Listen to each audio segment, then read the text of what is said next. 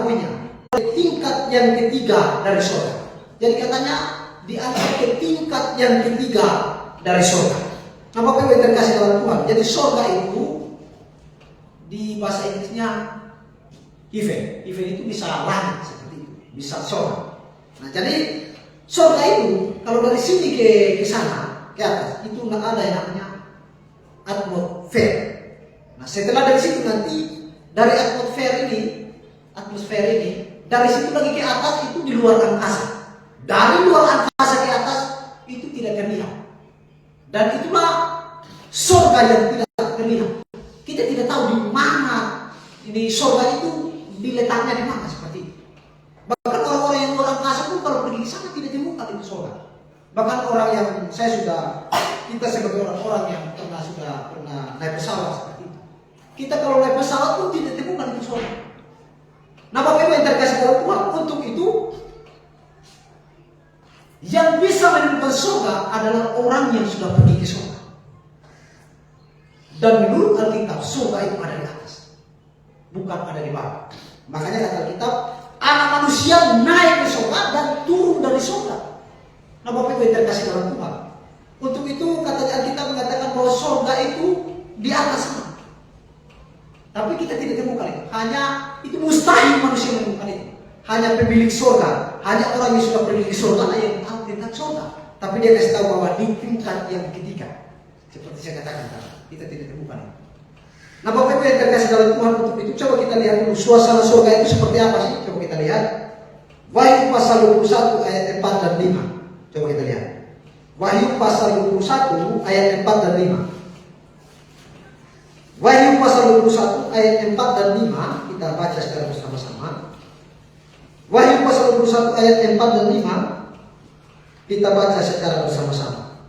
Setelah itu yang ketiga sekali lagi, Wahyu pasal 21 ayat 4 dan 5. 1, 2, 3. Dan ia akan menghapus segala air mata dari mata mereka, dan maut tidak ada lagi, tidak akan ada lagi perkabungan atau ratap tangis atau duka cita, sebab segala sesuatu yang lama itu telah berlalu.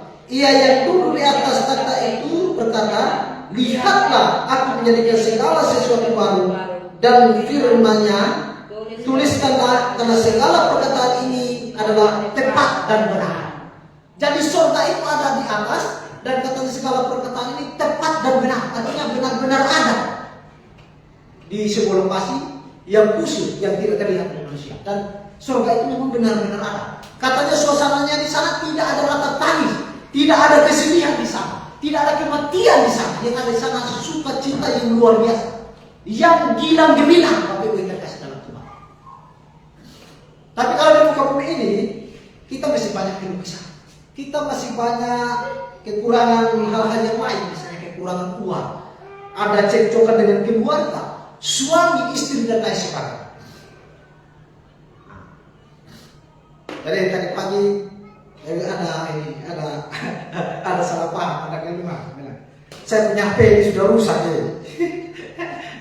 Jadi maksudnya adalah, itu selama kita masih di muka bumi ini bisa ada keluhan diri kita. Apa yang terkasih dalam Tuhan. Tapi di surga nanti tidak ada keluhan lagi, tapi ada sukacita, tidak ada kekurangan kebahagiaan lagi di sana. Tetapi sukacita yang luar biasa, yang gilang gemilang. Di sana itu tidak ada lampu begini lagi, tidak ada matahari dan bulan lagi bulan kita. Dan di sana yang menerangi nanti di sana yaitu Allah Bapa, dan lampunya adalah Tuhan Yesus menurut kita. Nah, Bapak Ibu yang terkasih dalam Tuhan. Nah, supaya kita tahu dia punya ayat, coba kita lihat. Wahyu pasalnya yang coba kita lihat. Wahyu pasal 21 ayat 23. Wahyu pasal 21 ayat 23 bahwa di sana tidak ada lampu yang perlu menerangi, tapi hanya Allah Bapa dengan Tuhan Yesus itu. Coba kita lihat. Wahyu pasalnya yang ke-21 ayat 23 kita baca secara bersama-sama. 1, 2, 3. Dan kota itu tidak memerlukan matahari dan bulan untuk meneranginya, sebab kemuliaan Allah meneranginya, dan anak domba itu adalah lampunya.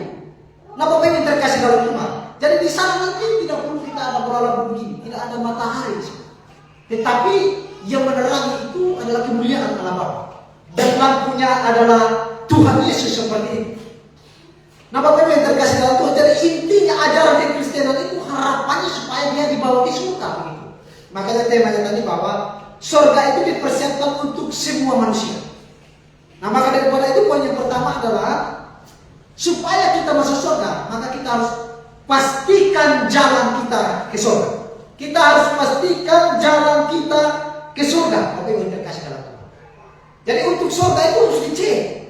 Kalau kita mau pergi ke Kupang saja, misalnya saya mau pergi kuliah, berarti saya harus tahu harus tahu saya mau kuliah di mana. Berarti saya di daerah Kupang, saya mau kuliah di Kupang. Saya mau ambil jurusan bahasa Inggris misalnya, ya udah sudah jelas. Tetapi saya juga harus memastikan ruangan yang saya masuk memulai kuliahnya di mana. Kalau tidak memastikan ruangannya, bagaimana kita bisa tahu? Tentu kita akan nyasar. Kita tidak tahu di mana tempat kita seperti itu. Maka sama dengan surga itu harus dicek. Nah Bapak Ibu yang terkasih dalam Tuhan, untuk itu Alkitab mengatakan bahwa surga itu ada di atas. Makanya anak manusia itu katanya tadi naik ke surga dan turun dari surga. Jadi kata naik itu berarti kita harus teliti kata per kata. Kata naik itu berarti ibaratnya kalau orang mau naik tangga, dia itu naik dari bawah ke atas. Kalau kata turun, berarti dia turun dari atas ke bawah seperti itu. Nah Bapak Ibu yang terkasih dalam Tuhan, untuk itu kita harus cek tentang surga itu seperti apa. Dan Alkitab tadi mengatakan bahwa surga itu ada di atas. Dan harapan Tuhan, semua manusia harus mempunyai iman yang benar terhadap Tuhan, supaya Tuhan bawa dia ke surga. Begitu. Dan sudah disediakan tempatnya di sana. Kemarin saya nonton lagi, ada yang namanya sekarang ini, ada yang Gunting Tamboy, dan dia itu sekarang lagi terkenal di YouTube sekarang. Dia bilang, Allah itu tidak ada tempat tinggal. Ada di channelnya. Dia bilang, tapi saya tidak perlu sebut namanya. Dia bilang, Allah itu tidak ada tempat tinggal. Nah Bapak Ibu yang terkasih dalam Tuhan, mengapa dia katakan Allah tidak ada tempat tinggal? Karena dia kurang belajar Alkitab. Padahal dia sudah seminar di mana-mana tentang Tritunggal, tentang Allah Bapa dan lain sebagainya. Dia sudah kasih tahu itu semua. Tapi saya nonton, dia bilang, oh Allah itu tidak punya tempat tinggal. Nah saudara yang terkasih dalam Tuhan, untuk itu mengapa seperti itu? Karena manusia ini tafsir dengan kemauannya sendiri, tidak melihat dari keseluruhan Alkitab. Sehingga dia katakan bahwa Allah itu tidak ada tempat tinggal. Jadi nanti kita yang sekarang ini dibilang, kalau kita mati nanti, tempat kita itu nanti di kerajaan 1000 tahun itu yang nanti akan di dunia, yang kerajaan dunia ini. Nah itu tempat kita, bukan surga ini. Nah Bapak Ibu yang terkasih dalam Tuhan, untuk itu manusia harus memastikan bahwa dia harus punya iman yang benar, supaya dia dibawa ke surga oleh Tuhan seperti itu. Nah kadang-kadang manusia ini kan menciptakan kemauannya sendiri. Kalau sampai bilang Allah tidak ada tempat tinggal, lalu dia tinggal di mana selamanya? Dia tinggal di mana? Sedangkan katanya di sini tadi, aku akan pergi kepada Bapakku untuk menyediakan tempat bagimu, itu surga. Lalu kenapa bilang dia tidak ada tempat seperti itu? Berarti dia sudah menganggap Allah ini bohong. Dia sudah menganggap firman Tuhan salah. Karena kata Alkitab, dia surga. Katanya Allah itu punya tempat tinggal, yaitu surga seperti itu. Tapi dia bilang tidak. Tidak ada tempat tinggal. Nah berarti dia mau menentang firman Tuhan. Dan itu pasti ada menyakiti hati Tuhan. Dan kata Tuhan bahwa surga itu disediakan untuk setiap orang yang punya iman yang benar terhadap Tuhan. Nah coba kita lihat satu ayat Alkitab bahwa surga itu disediakan bagi kita. Coba kita lihat Efesus pasalnya yang kedua ayat 6. Efesus pasal 2 ayat 6. Di sini katanya apa? Efesus pasal 2 ayat 6 kita baca secara bersama-sama. Efesus pasal 2 ayat 6 kita baca secara bersama-sama setelah itu yang ketiga. Efesus 2 ayat 6, 1, 2, 3. Dan di dalam Kristus Yesus ia telah membangkitkan kita juga dan memberikan tempat bersama-sama dengan dia di surga. Jadi sudah memberikan tempat bersama-sama dengan Tuhan di surga. Jadi Tuhan Yesus sudah pergi terlebih dahulu untuk menyediakan tempatnya bagi kita yaitu surga. Dan dia akan membawa kita supaya kita bersama-sama dengan dia di surga. Tetapi harus betul-betul harus punya iman yang benar dalam Tuhan gitu, supaya nanti Tuhan bawa kita ke surga. Kalau kita tidak punya iman yang benar dalam belajar firman Tuhan, ya tentu kita tidak akan dibawa ke surga. Jalan satu-satunya kita akan dicampakkan ke dalam api neraka saja. Begitu. Nah, Bapak Ibu yang terkasih dalam Tuhan, untuk itu tadi saya katakan bahwa yang pertama, saya singkat-singkat saja. Yang pertama tadi bahwa judulnya tadi surga dipersiapkan untuk semua manusia. Yang pertama tadi, pastikan jalan kita ke surga. Pastikan jalan kita ke surga. Itu yang pertama. Terus yang kedua adalah sekarang untuk jalan ke surganya bukan hanya tahu tentang surga, surga itu ada di atas. Tapi kita harus tahu bagaimana caranya supaya saya masuk ke surga. Nah, kita harus tahu bagaimana caranya supaya kita bisa masuk ke surga. Karena saat ini ada yang pendeta-pendeta yang berkhotbah bahwa supaya saya masuk surga, saya harus rajin ke gereja, saya harus rajin beribadah supaya saya masuk surga. Ada yang bilang saya itu harus dibaptis dari kecil supaya saya masuk surga. Saya harus rajin berbuat baik supaya saya masuk surga. Saya itu harus ikut pertemuan kudus supaya hidup saya ini disucikan, supaya saya ini masuk surga. Ada yang bilang supaya saya masuk surga, saya harus melakukan hari Sabat. Itu syarat supaya dapat hidup kekal, supaya ke surga. Ada lagi yang bilang, oh supaya saya masuk surga, karena saya masih punya kesalahan, saya harus doa Bapa kami minta ampun kepada Tuhan, supaya saya bisa masuk surga. Ada berbeda-beda pendapat. Nah, Bapak Ibu yang terkasih dalam Tuhan, maka ada yang bilang bahwa oh saya kan rajin ke gereja, saya kan rajin pelayanan, saya kan pendeta. Pendeta tidak jamin dia masuk surga kalau dia tidak tahu jalan caranya ke surga. Makanya Yudas Iskariot itu kalau dibilang sekarang pendeta, kalau waktu itu sebenarnya dia sudah tahu dari Tuhan Yesus, hanya dia tidak terima. Kalau kita masuk surga, coba kita lihat. Kita lihat dari Titus pasal 3 ayat 5. Ini bukan saya ngomong, kita hanya lihat dari Alkitab dan kita jelaskan apa maksud Tuhan di sini. Itu Titus pasal 3 ayat 5 dia bilang ini, bahwa bukan karena perbuatan baik yang telah kita lakukan, tapi nanti saya akan jelaskan bagaimana caranya supaya kita ke surga. Begitu, coba kita lihat. Titus pasal 3 ayat 5, kita baca secara bersama-sama.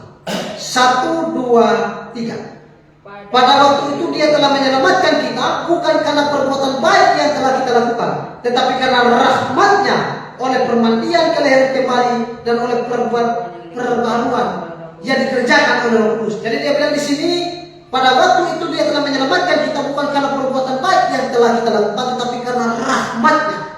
Jadi bukan karena perbuatan baik yang telah kita lakukan yang membuat kita masuk surga, bukan. Tetapi caranya katanya supaya masuk surga harus melalui rahmat Tuhan, kemurahan Tuhan. Yang tadinya dia di surga, pribadi yang tidak berdosa, datang ke dalam dunia ini dan dibesarkan dari Maria dan Yusuf, kemudian dia mati tersalib untuk menyelesaikan dosa manusia. Nah, kita menyambutnya dengan iman kita bahwa kita menerima dia sebagai Tuhan dan Juru Selamat kita. Kita setuju bahwa dialah yang telah menyelesaikan segala dosa kita. Pada saat kita menerima dia seperti itu, menyambut dengan iman kita, kita bertobat dan percaya kepada Tuhan dengan segenap hati kita, maka disitulah Tuhan menghitung kita bahwa kita sudah mempunyai tiket, kita sudah mempunyai iman yang benar, dan ini jaminannya supaya kita dibawa ke surga. Seperti itu. Jadi hanya pribadi Yesus Kristuslah yang bisa menyelesaikan dosa. Manusia tidak bisa menyelesaikan dosa. Hanya pribadi yang tidak berdosa yang bisa menyelesaikan dosa, seperti itu. Tapi manusia kadang-kadang bilang, oh, supaya saya masuk surga katanya saya harus melakukan perbuatan baik.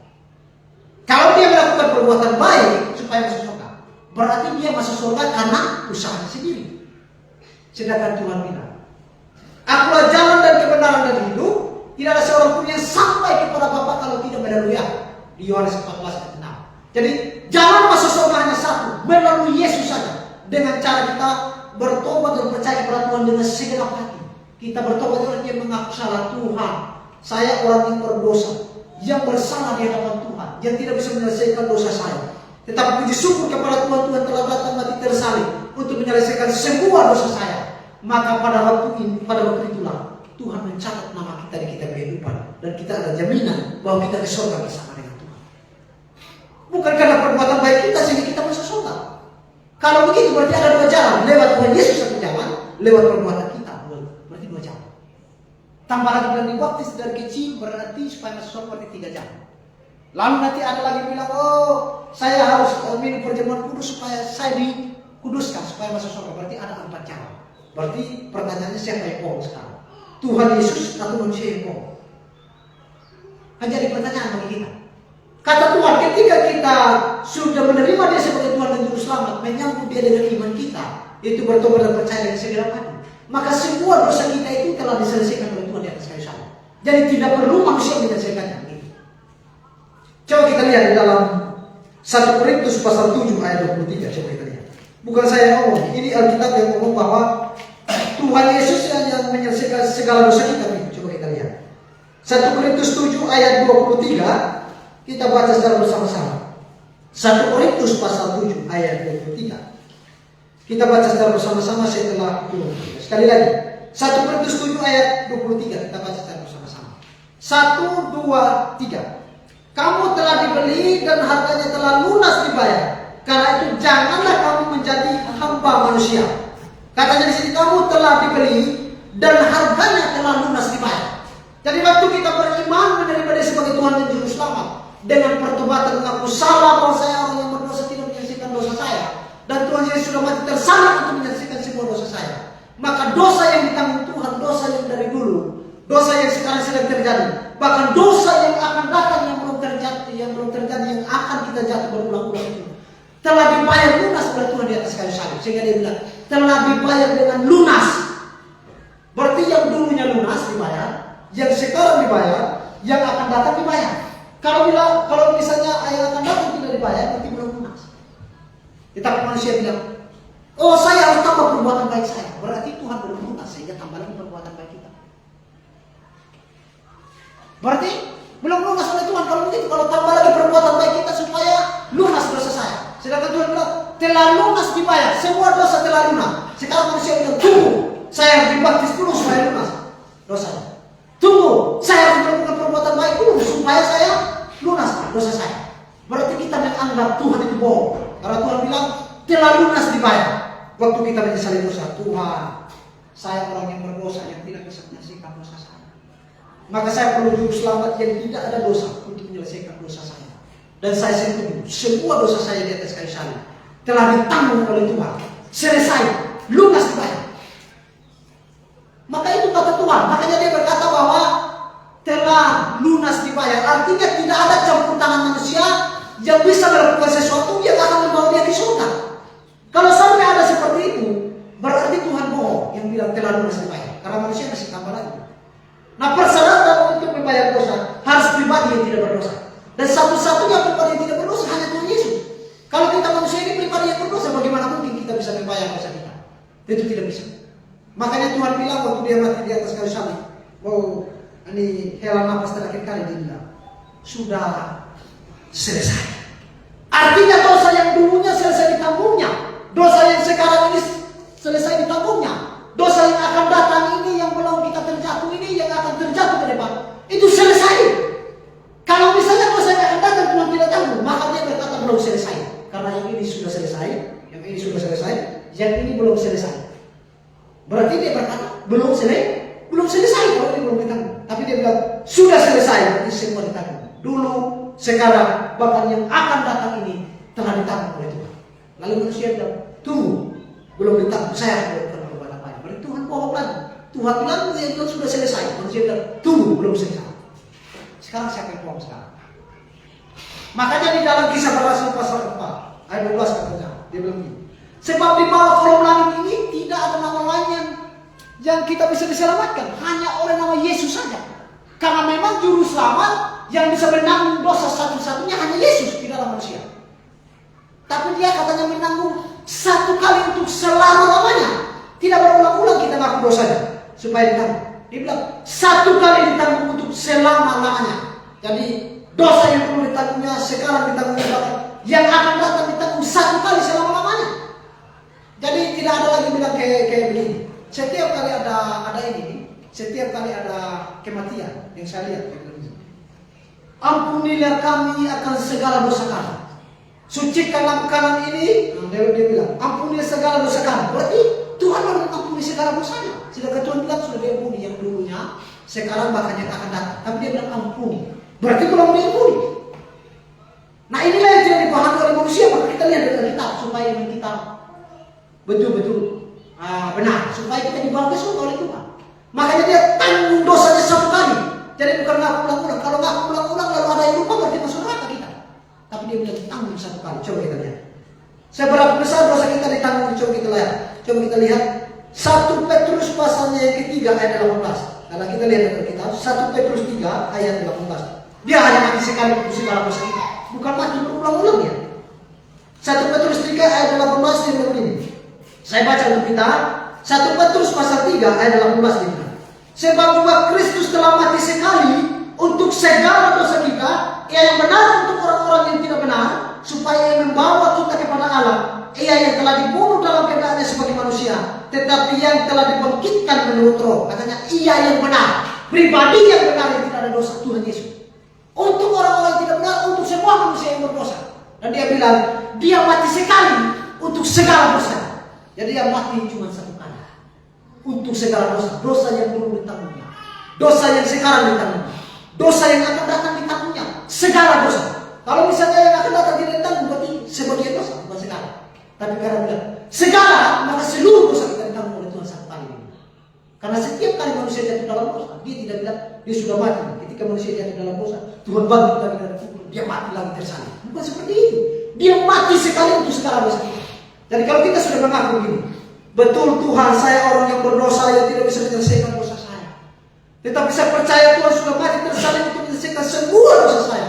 Maka saya mengimani, saya setuju ke juru selamat yang telah menyelesaikan semua dosa saya. Dosa yang dari dulu, sekarang, bahkan dosa yang akan datang sudah ditanggung oleh Tuhan. Semuanya di atas kayu salib, tidak ada yang tersisa. Sehingga kapanpun saya mati saat ini, saya pasti ke surga. Karena semua dosa saya telah diselesaikan oleh Tuhan di atas kayu salib. Mengapa orang ragu bahwa dia tidak yakin pasti masuk surga? Karena dia tidak tahu seberapa besar dosa yang ditanggung itu. Makanya saya kata dengan pendeta di sini, pendeta kalau ditanya, apakah yakin pasti masuk surga? Kalau tidak tahu Pak Pendeta, kan masih bisa jatuh dalam dosa ke depan. Padahal pusat kekristenan, ajaran kekristenan diajarkan supaya harapannya supaya orang makin pasti masuk surga semuanya. Tapi pendeta-pendeta tidak kasih tahu seberapa besar dosanya ditanggung Tuhan. Sehingga banyak orang kalau kita tanya, yakin tak pasti masuk surga? Dia tidak bisa jawab karena dia bilang, saya kan masih bisa jatuh dalam dosa. Tapi kalau orang DPIA, orang sudah mengerti kebenaran. Saya saat ini, kalau apapun saya mati, kalau saya mati, ini gedung ini roboh, menimpa saya mati, kapanpun saya mati, saya pasti masuk surga. Mengapa? Karena semua dosa saya telah diselesaikan oleh Tuhan di atas kayu salib. Dosa yang dari dulu, sekarang, bahkan dosa yang akan datang telah ditanggung oleh Tuhan di atas kayu salib. Tidak ada yang tersisa. Sehingga kapanpun saya mati, saya pasti masuk surga bersama dengan Tuhan. Ini kita mesti harus kita aplikasi. Hanya banyak orang yang tidak tahu jalan menuju surga.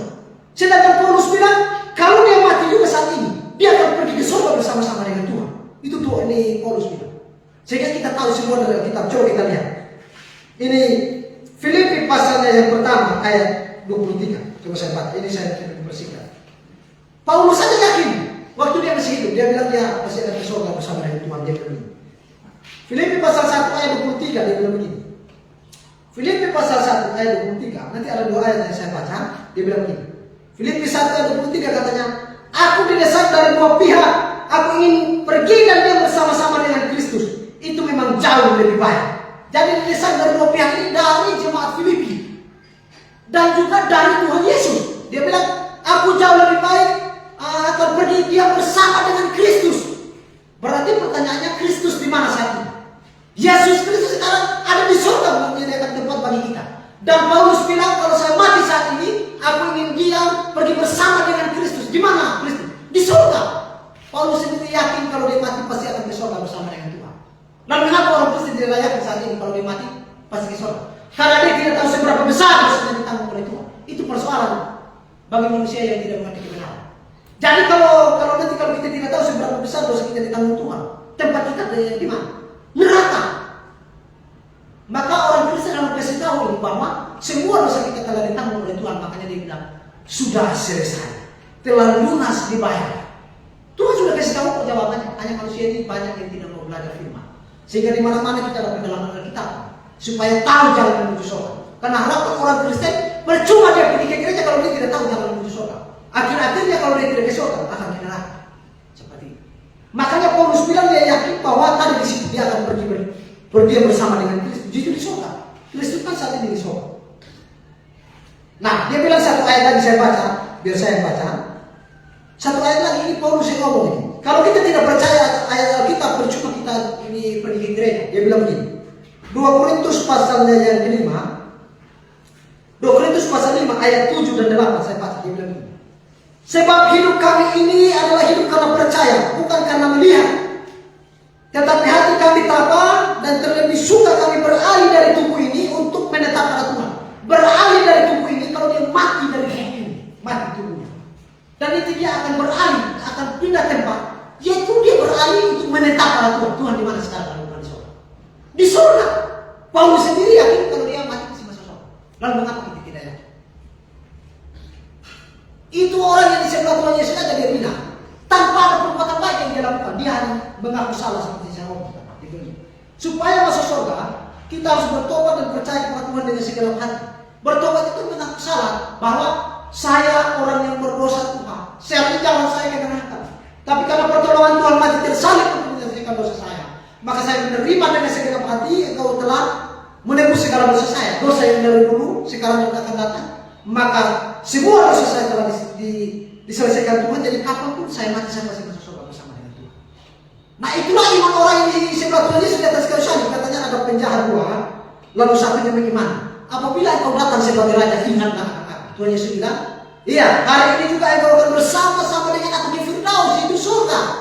Dia memang perbuatan baik tapi sikap hatinya ngaku salah. Mengapa kita tahu bahwa dia mengaku salah? Dia bilang di sebelahnya yang penjahat yang sendiri, kita ini orang yang berdosa, orang yang bersalah. Nah orang ini yang di tengah ini, orang yang tidak berdosa, orang yang tidak salah. Artinya dia mengaku bahwa dia adalah orang yang berdosa. Dan dia menyesali atas dosanya, bahwa dia juga mengimani bahwa ini orang yang tidak berdosa. Berarti inilah pribadi yang tidak berdosa yang datang untuk menyelesaikan dosa saya. Sehingga dia menerima seperti itu. Sehingga ketika dia bilang, apabila engkau datang sebagai raja, ingatlah akan aku. Sehingga Tuhan jawab, hari ini juga engkau akan bersama-sama dengan aku di Firdaus, di surga. Jadi segala dosanya ditanggungnya di atas kayu salib tanpa ada perbuatan baik yang dia lakukan. Sikap hati. Bukan berarti kita tidak perlu melakukan perbuatan baik. Kita perlu melakukan perbuatan baik, bukan supaya masuk surga. Tapi kita perlu melakukan perbuatan baik.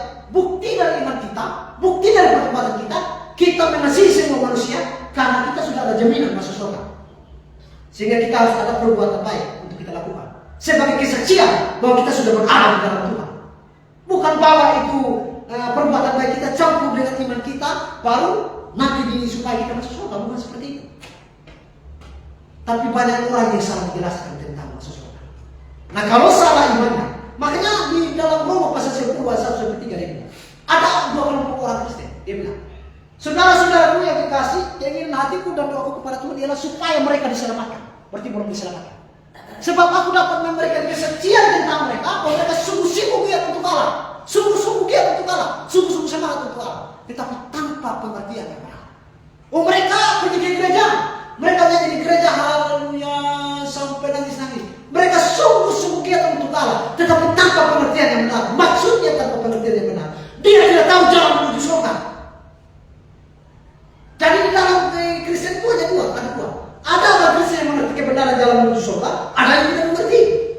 Sehingga mereka sungguh-sungguh giat untuk Allah, tapi tanpa pengertian yang benar. Mereka sungguh-sungguh melayani Allah menurut mereka, tetapi mereka tidak mengerti jalan menuju surga.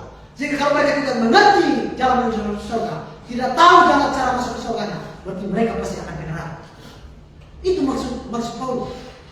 Nah kita perlu menjelaskan itu supaya orang bisa paham, supaya jangan salah paham. Ada amin Bapak Ibu? Nah, jadi kita perlu, makanya kita ada pendalaman Alkitab. Adik Kupang di istrinya beliau yang di sini saya tidak perlu sebut namanya. Saya PE 2 kali di rumahnya, dan mereka akan dilanjutkan oleh gembala di sana. Dan mereka bilang, wah ini dulu yang benar, ini dari Alkitab semua yang diomong. Tidak ada pendeta-pendeta yang jelaskan seperti ini. Jadi kami harus pendalaman Alkitab dulu, supaya kami makin mengerti firman Tuhan, makin punya iman yang benar, supaya kami bisa masuk surga. oleh manusia. Sehingga manusia pikir, wah, kalau saya mati ini, saya tidak tahu. Ini yang beliau ini, yang ada bapak di sini. Dia pernah ini penginjilan dengan orang, dia bilang, ini namanya bagaimana kalau misalnya saya mati hari ini namanya juga mati hari ini, yakin gak besok kalau mati? Dia bilang, wah tidak yakin lah, ya saya pasti masuk neraka.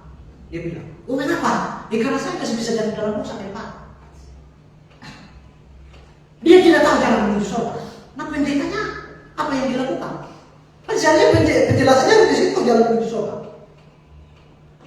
Nah, mereka tidak tahu seberapa besar dosa mereka ditanggung oleh Tuhan. Bahkan dosanya katakan ditanggung oleh Tuhan. Coba kita baca ayatnya. Satu ayat supaya kita yakin. Saya baca-baca Alkitab, saya temukan, oh ini ayat yang mendukung bahwa dosa yang akan datang pun dibayar oleh Tuhan sebelum saya lakukan. Nah, perantaranya kan Tuhan Yesus kita lihat.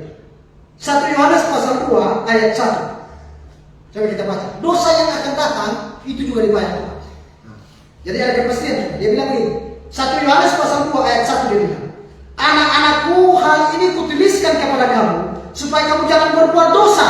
Namun jika seorang berbuat dosa, jika kalau saya berbuat dosa, jika saya berbuat dosa ke depan, tapi belum berbuat dosa, tapi kalau nanti ke depan dia jika berbuat dosa, itu Tuhan sudah tanggung semua dosa. Karena dia tanggung cuma satu kali, bukan berulang-ulang. Coba satu ayat lagi baru kita ini saya bersihkan. Karena waktu kita sudah ini, coba kita lihat Ibrani pasalnya yang ke 10 ayat 10. Dia bilang dia tanggung satu kali saja dosa kita, bukan tanggung berulang-ulang. Ibrani pasal 10 ayat 10 saya baca. Ibrani pasal 10 ayat 10 dia bilang ini. Dan karena kehendaknya, ini maksudnya Tuhan Yesus. Karena kehendaknya inilah kita telah dikuduskan satu kali untuk selama-lamanya oleh persembahan tubuh Yesus Kristus. Jadi dia mati sekali untuk selama-lamanya, bukan mati berulang-ulang. Begitu. Ada amin Bapak Ibu? Nah, jadi yang pertama tadi saya katakan bahwa tadi temanya surga dipersiapkan untuk semua manusia. Yang pertama tadi pastikan jalan kita ke surga. Yang kedua, bagaimana caranya supaya saya sampai ke surga? Saya sudah jelaskan. Dan yang ketiga adalah beritahukan jalan menuju surga. Jadi beritahukan orang lain jalan menuju surga, yaitu dengan menjelaskan kami. Nah banyak orang hari ini dia bilang, oh saya sudah jadi Kristen, ya sudah, kalau kita sudah pergi ke gereja selesai. Nanti pulang dari gereja ambil Alkitabnya, taruh di atas lemari, selesai. Hari ini datang lagi. Tidak ada pendalaman Alkitab. Tidak ada cari tahu jalan menuju surganya. Ada yang bilang waktu saya ini masih PA di daerah Tanah Jawa, saya bilang, dia bilang kalau untuk masuk surga, semua sama saja pengajarannya, semua sama saja, yang penting kita jadi Kristen, dia bilang. Jadi dia bilang, oh, toh nanti kalau masuk nerakanya bukan cuma saya sendiri masuk ke api. Berarti dia nggak mau masuk neraka. Sedangkan ajaran kita harapannya supaya masuk surga. Jadi kita jelaskan bahwa supaya saya masuk surga sekali lagi. Karena saya katakan tadi, beritahukan orang lain jalan menuju surga. Supaya masuk surga hanya dulu sekali lagi. Kita harus bertobat dan percaya kepada Tuhan dengan segenap hati. Mengaku. Bertobat itu artinya mengaku. Tuhan, saya orang yang berdosa. Yang jalan saya tadi menuju ke neraka. Tapi karena pertolongan Tuhan mati tersalib untuk menyelesaikan dosa saya menerima dengan segenap hati. Saya setuju Engkau telah menyelesaikan semua dosa saya dengan sekali sama. Pada waktu itulah nama kita dicatat di kitab kehidupan. Nah, kalau untuk melakukan perbuatan baik, itu bukti kita mengasihi Tuhan sehingga melakukan perbuatan baik, mengasihi sesama dan lain sebagainya. Ada amin Bapak Ibu? Seperti itu. Jadi hari ini saja yang bisa saya sampaikan untuk kita bersama sehingga kita boleh merenungkan bersama.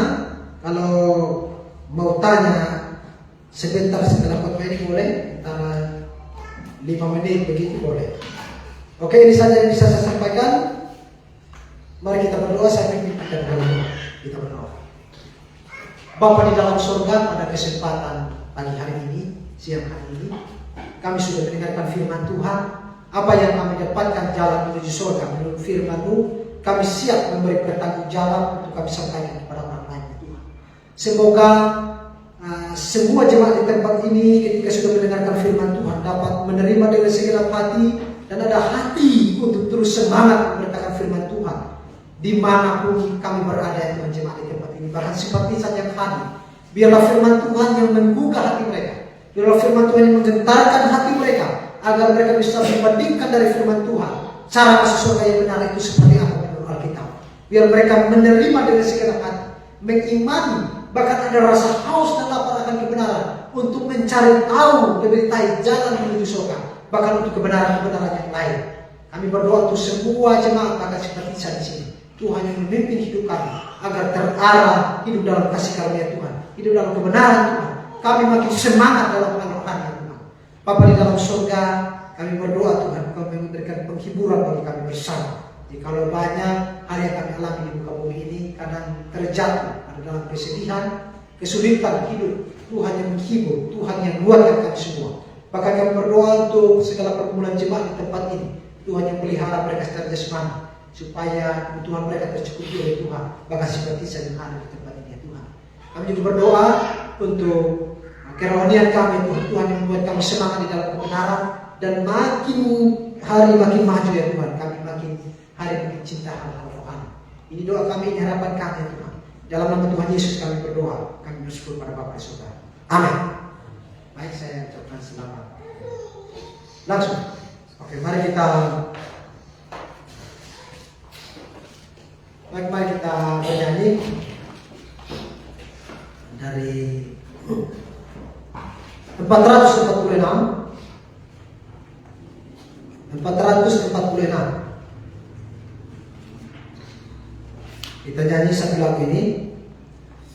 Bagi Bapak Ibu yang mau maju untuk bersaksi bahwa Bapak Ibu sudah mengetahui kebenaran lewat yang kami jelaskan, atau bahkan ada simpatisan yang tergerak hati bergabung bersama dengan kami menjadi jemaat Tuhan. Kalau Bapak Ibu belum mengerti, berarti jangan bergabung dulu.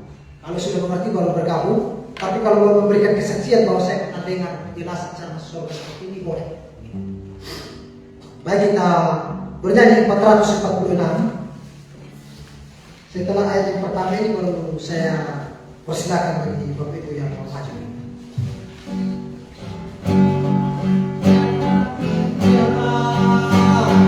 Hatiku pertama.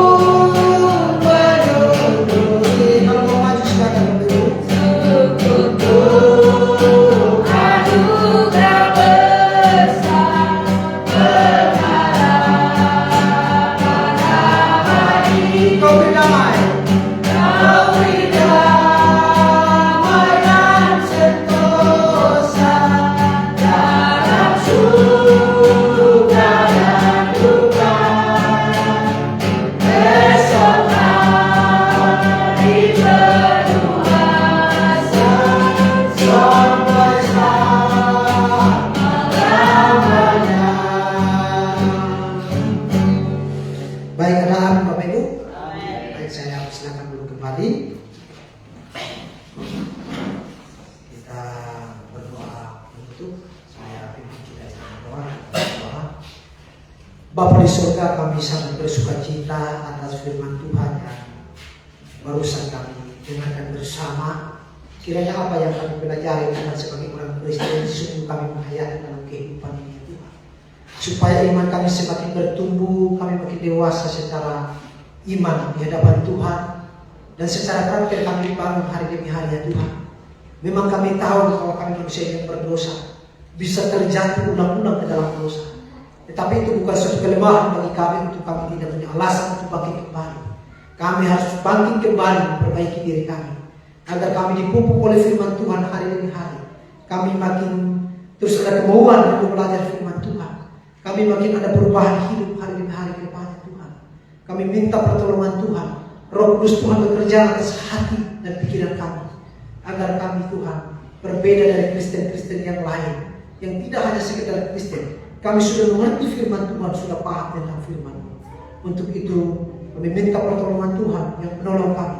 Untuk menguatkan iman kami, untuk membuat kami semakin maju dalam kerohanian kami ya Tuhan. Kami berdoa untuk semua jemaat yang hadir. Tuhan yang berikan pertolongan, kuatkan mereka dalam belajar firman-Mu. Iman mereka semakin dipupuk hari demi hari, semakin semangat belajar firman Tuhan tempat ini. Untuk simpatisan, Tuhan yang membuat hati mereka tergerak agar ada berpikir positif tentang firman Tuhan, supaya makin hari juga Tuhan mereka makin rindu untuk bersama dengan kami. Mereka makin ada kemauan untuk belajar firman Tuhan. Bagi yang belum mengenal Tuhan, Tuhan arahkan mereka untuk ada hati untuk kebenaran. Arahkan mereka untuk ada ketundukan pada firman Tuhan. Arahkan mereka untuk hari demi hari ada hati untuk berdoa kepada Tuhan, meminta pertolongan Tuhan agar hari demi hari mereka semakin mendekatkan diri kepada Tuhan. Karena kami tahu bahwa kami hidup di muka bumi ini bukan karena kehebatan kami. Kami bukan hidup sendiri karena kuasa kami. Tapi itu semua karena pertolongan Tuhan. Karena Tuhan yang berkuasa atas langit dan bumi, atas hidup kami. Kami serahkan semua acara ini ke dalam tangan Tuhan. Kami sudah belajar firman apa yang kami pelajari, kami aplikasikan dalam hidup kami sehari-hari.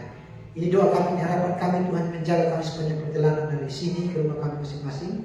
Terutama maafan dengan istri, bahkan keluarga yang akan pulang ke Tada, ke Limau. Tuhan menolong menyertai mereka agar tiba dengan selamat, bisa membagikan firman Tuhan yang telah mereka dengarkan bersama di sini kepada keluarga di sana ya Tuhan.